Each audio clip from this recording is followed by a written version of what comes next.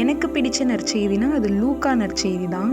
பிறர் உங்களுக்கு என்ன செய்ய வேண்டும் என விரும்புகிறீர்களோ அதையே நீங்களும் அவர்களுக்கு செய்யுங்கள். உங்களிடம் அன்பு செலுத்துவோரிடமே நீங்கள் அன்பு செலுத்தினால் உங்களுக்கு வரும் நன்மை என்ன? இந்த இறைவார்த்தை எனக்கு ரொம்ப பிடிச்சிட்டு என்னுடைய வாழ்க்கையிலே என்னால் தொடர்பு படுத்தி பார்க்க முடிஞ்சிச்சு.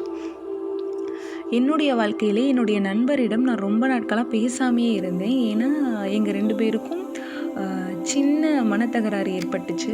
நான் அதிலிருந்து அவங்கக்கிட்ட விலகிட்டேன், பேசவே இல்லை.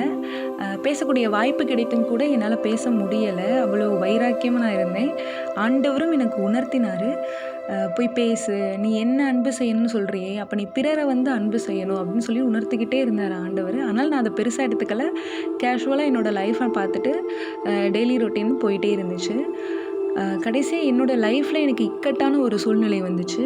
நான் அப்போ ஆண்டவரை நோக்கி என்னுடைய ப்ரேயரை வச்சப்போ ஆண்டவர் எனக்கு ஆறுதலும் பரிவும் தயவும் தான் காட்டினார். ஆனால் சொல்யூஷன் வரல. நான் திருப்பி ஏன் இப்படி பண்ணுறீங்க, நான் கேட்டதை கொடுங்க அப்படின்னு சொல்லிட்டு நான் ப்ரேயர் பண்ணப்போ அப்பையும் வரல. நான் கடைசியாக ஒரு ப்ரேயர் பண்ணேன். நீங்கள் சொல்கிறதெல்லாம் செய்கிறேன், நான் எல்லாரையும் அன்பு செய்கிறேன், நீங்கள் சொன்ன மாதிரியே நான் எல்லார் கூடயும் பேசுகிறேன் அப்படின்னு சொல்லிட்டு நான் ஒரு ப்ரேயர் பண்ணேன். அதுக்கப்புறம் அடுத்த நாளே நான் என்ன ஜெபிச்சேனோ அது எனக்கு கிடச்சிச்சு. என்னுடைய இக்கட்டான வாழ்க்கை பூக்கள் நிறைந்த பாதை போல் எனக்கு மாறியது.